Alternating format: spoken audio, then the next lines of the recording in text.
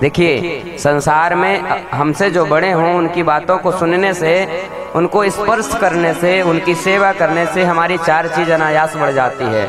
आयुर्विद्या यशोर बलम चत्वारि तस्य वर्धन्ते। आयुर्विद्या यशोर बलम, तुरंत तत्काल बढ़ना प्रारंभ हो जाती है। क्या?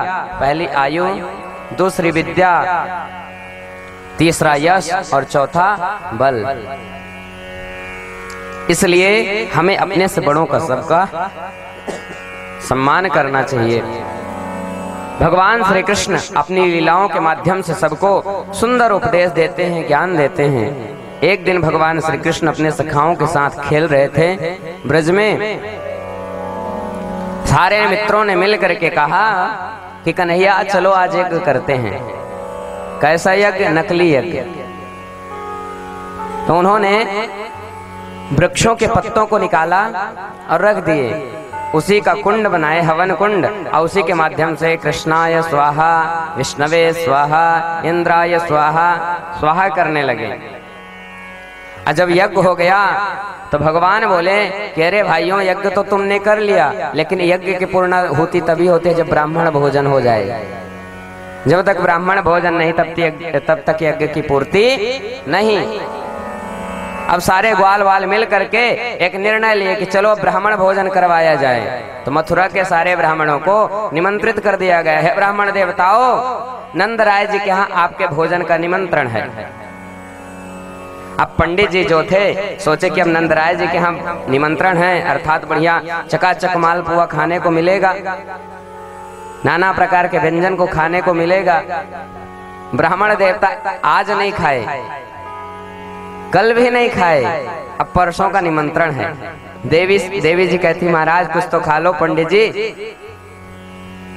देवी से कहते अरे देवी तुम नहीं जानती हो, नंद बाबा जी के यहाँ जाने पर 56 प्रकार के भोग मिलते हैं, अभी से मैं खा लूंगा तो मेरा पेट भर जाएगा। और पंडित जी बेचारे भूखे रहे। 11 बजे का समय था निमंत्रण का। पंडित जी 10 ही बजे नंदराज जी के घर पहुंच गए। देखा तो सब सुनसान। दरवाजा खटखटाया, नंद रानी निकली। नंद रानी प्रणाम की, महाराज जी आज आपका आगमन कैसे? पंडित जी की आधी बुद्धि तो वैसे ही खराब होगी जब नंद रानी जी बोली पंडित जी आगमन कैसे? बोले देवी निमंत्रण करने के बाद बोलती हो कि आगमन कैसे? नंद रानी कहते हैं कि महाराज हमने तो कोई भी आपको निमंत्रण नहीं दिया। तब पंडित जी कहते हैं कि देवी आपने निमंत्रण नहीं दिया, लेकिन आपके बेटे कृष्ण ने हम सबको निमंत्रण दिया है भोजन करने के लिए। अब जैसे देवी जी ये बोले कि हमने निमंत्रण नहीं दिया, 2-4 पंडित जी तो मूर्छित होकर के नीचे गिर गए। अब 2 दिन से भोजन नहीं किए थे। कन्हैया को बुलाया गया। कन्हैया बोले कि मैया इसमें मेरी कोई गलती नहीं है, ग्वाल वालों की गलती है। मैया बोली कैसे? और मैया ग्वाल वालों की गलती यह है कि उन्होंने यज्ञ किया, लेकिन उसमें तेरी भी गलती है मैया।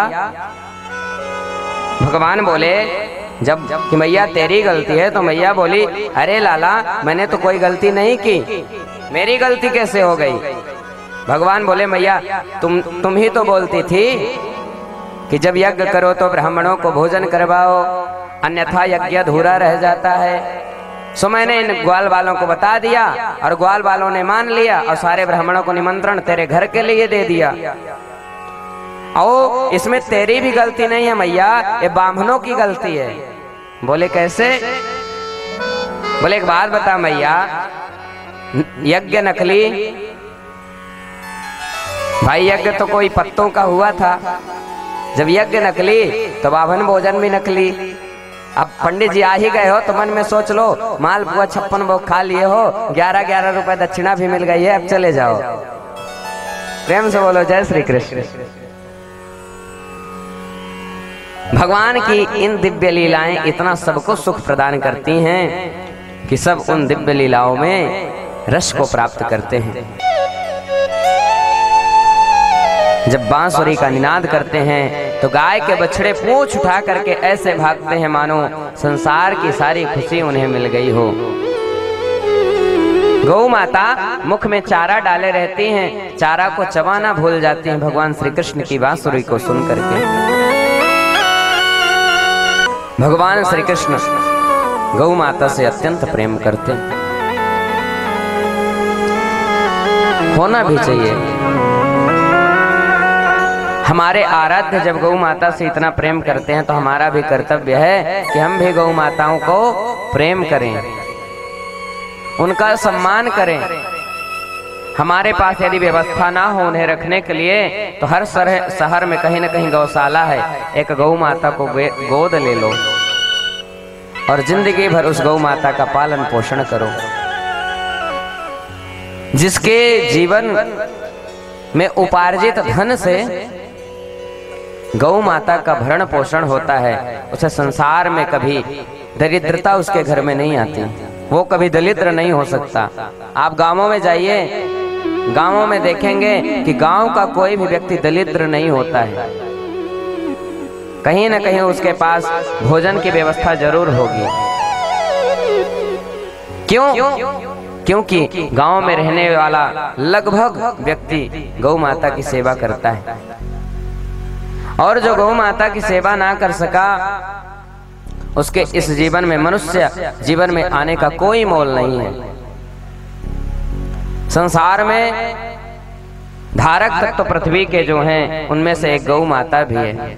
गावई विप्रैश्च वेदैश्च सत्यभि सत्यवादी भी, बहुत सारे पुराण इस बात को पुष्टि करते हैं। भागवत, महाभारत, पद्म पुराण, वैवर्त पुराण सब इस बात को पुष्टि करते हैं कि 5 चीजें जो हैं पृथ्वी की धारक तत्व हैं। गावई विप्रैश्च वेदैश्च सत्यभि सत्यवादी भी।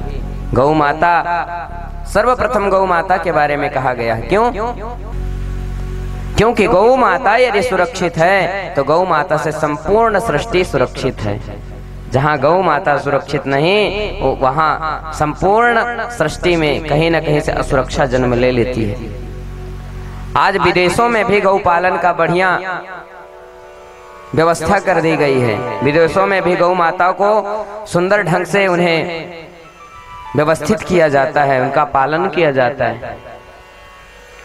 भारतीय वैज्ञानिक तथ्य को आज संसार के समस्त देश अपना रहे हैं, मात्र भारत ही पाश्चात्य संस्कृति को अपनाते जा रहा है। हमारे भारत देश में गौ माता का बहुत सम्मान है। गावई दूसरे नंबर पर विप्र,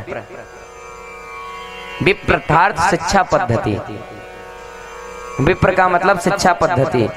पहले के समय में गुरुकुल हुआ करते थे और उन गुरुकुल में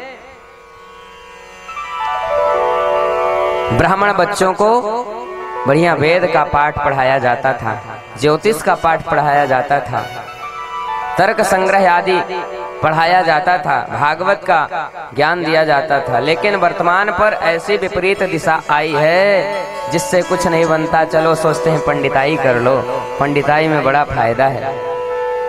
अरे भैया, जब तक कुछ सीखोगे नहीं तब तक दूसरों को क्या शिक्षा दोगे? हमारे मन में जब तक हम स्वयं संतुष्ट नहीं होंगे तो हम दूसरों को क्या उपदेश देंगे? प्रेम से बोलो जय श्री कृष्ण।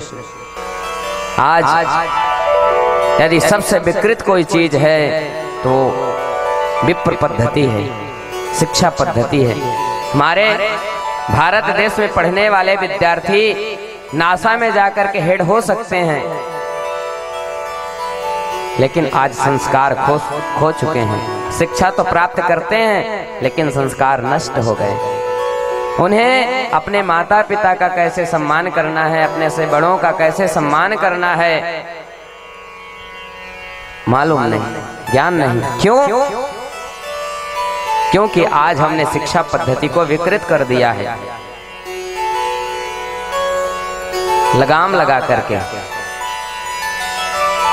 आरक्षण के जंजीरों ने ऐसे जकड़ लिया है कि बड़े बड़े प्रतिभावान विद्यार्थी आज दूसरे देशों पर भटक रहे हैं नौकरी के लिए। बड़ी विडंबना है।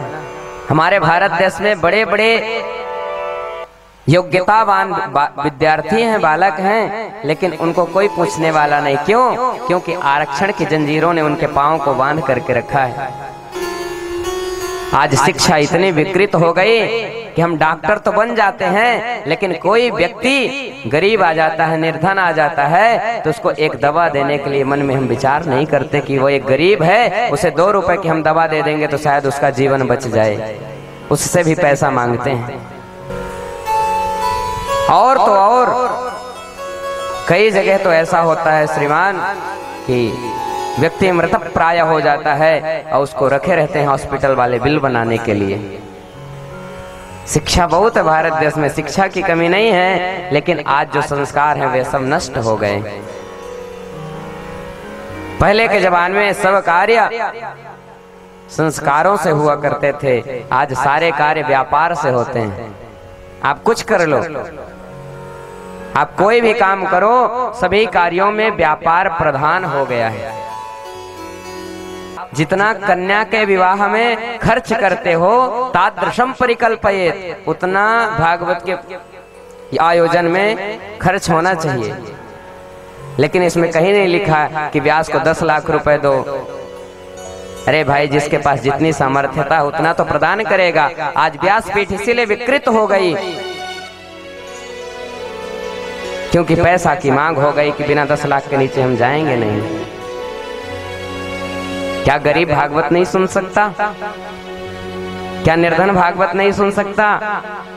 क्या उसके लिए भागवत जी नहीं बनी है? क्या निर्धन अपने घर पर सत्यनारायण भगवान की पूजा नहीं करवा सकता? करवा सकता है। यही तो विकृतियां हैं। शिक्षा हमारे देश में बहुत है, बहुत योग्यतावान पुरुष हैं, लेकिन आज संस्कार सब भूल गए हैं। रास्ते पर यदि कोई व्यक्ति खड़ा हो और उसे कहीं जाना हो, उसके पास पैसे ना हो, तो लोग आज गाड़ी नहीं रोकते। आप अच्छा करो, संसार में आपके साथ भी अच्छा होगा। हमने बहुत दिया जलाया होगा भगवान के मंदिर में, लेकिन विचार करिए कि उसका फल हमें कब मिलता है। मान लीजिए आप कहीं जा रहे हो और आपकी स्कूटी की लाइट बंद हो गई, पीछे से 4 पहिया वाला आता है और आपके गंतव्य तक छोड़ देता अपने लाइट में, तो आप यहाँ जो दिया जलाए थे उसका फल वो मिल गया। प्रेम से बोलो जय श्री कृष्ण।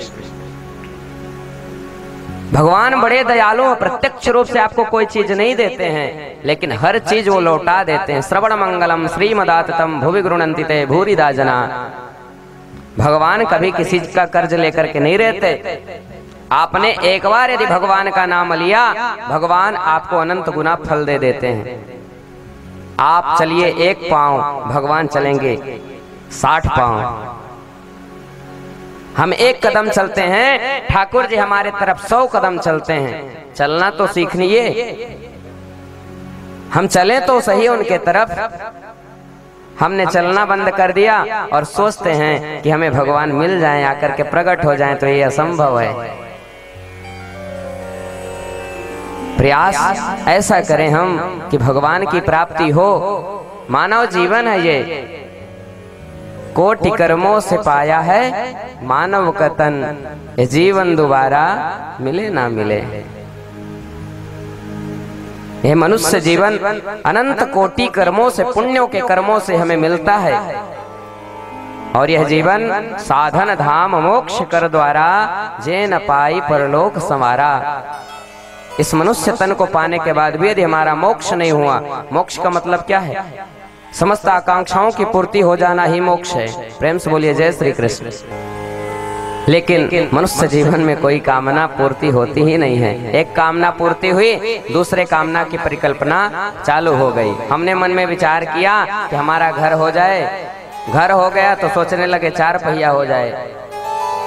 4 पहिया हो गई तो हम सब सोचने लगे कि बताओ 4 पहिया शहर से दूर है, कोई हवाई जहाज बढ़िया घूमने को मिल जाती तो और आनंद आ जाता। अर्थात मानव जीवन में कभी संतुष्टि नहीं है, और जिस दिन संतुष्टि हो जाएगी, जब आवे संतोष धन सब धन धूरी समान। जब हमें संतोष धन की प्राप्ति होती है तब संसार में सारे धन धूल के समान लगते हैं। गावहि विप्रैश्य वेदैश्च, तीसरा वेद। आज वेद को पढ़ने वाले, वेद को श्रवण कराने वाले, वेद को समझने वाले कोई नहीं है। क्यों? क्योंकि आज हम वेद को जानते ही नहीं हैं, वेद को समझते ही नहीं हैं। कोई विद्यार्थी यदि वेद विद्यालय चला गया तो उसका सब लोग उपहास उड़ाते हैं। भले वो दूसरे के यहाँ जाकर के नौकरी करे, वो ज्यादा अच्छा है, लेकिन वेद पढ़ने वाले ब्राह्मण का सब लोग उपहास उड़ाते हैं। आ गए धोती पहन करके भीख मांगने वाले। अरे तुम क्या दोगे ब्राह्मणों को? उनके मंत्रों की एक एक मंत्र की कोई कीमत नहीं दे सकता। वो जब एक मंत्र बोलते हैं, दैवाधीनम जगत सर्वे मंत्राधीनम देवता ते मंत्रा ब्राह्मणाधीना तस्मात् ब्राह्मण देवता। इस पृथ्वी के यदि कोई देवता है तो वो देवता ब्राह्मण है।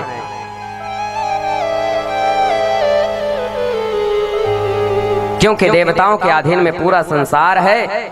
संसार को अधीन करने वाले देवता मंत्रों के अधीन में हैं। यदि ये ब्राह्मण लोग मंत्र ना बोले, नाभ्यासीदंतरिक्षगुं श्रेष्ठोर्देवहु समवर्तता, यदि ना बोले तो कोई देवता आपका भोग ग्रहण करने वाले नहीं है। प्रेम से बोलो जय श्री कृष्ण।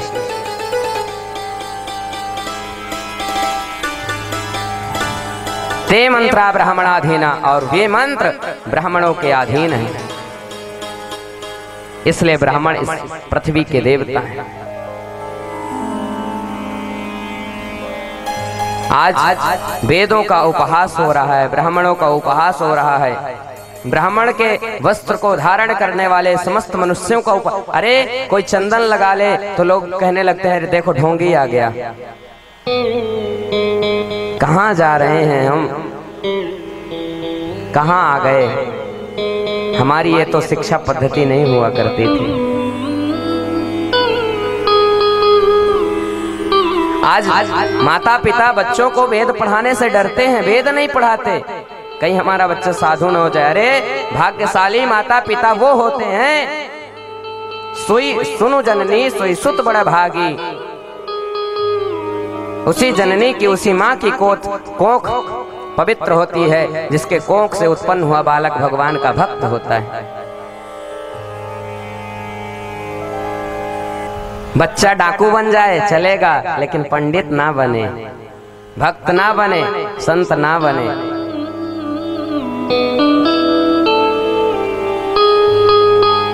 किस स्थिति में आके हम लोग रुक गए हैं?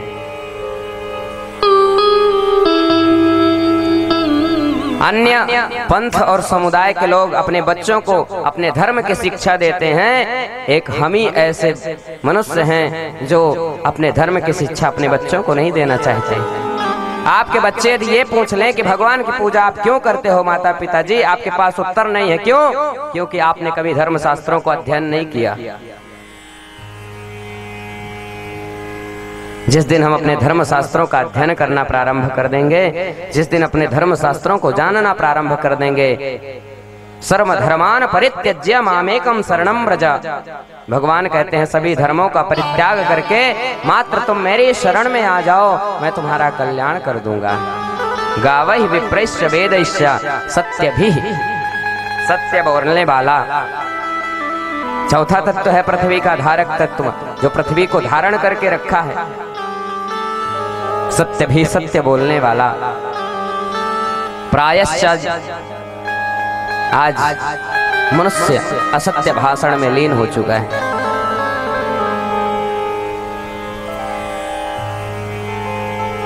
ना तो दया है, ना तो धर्म है, ना तो सत्य है।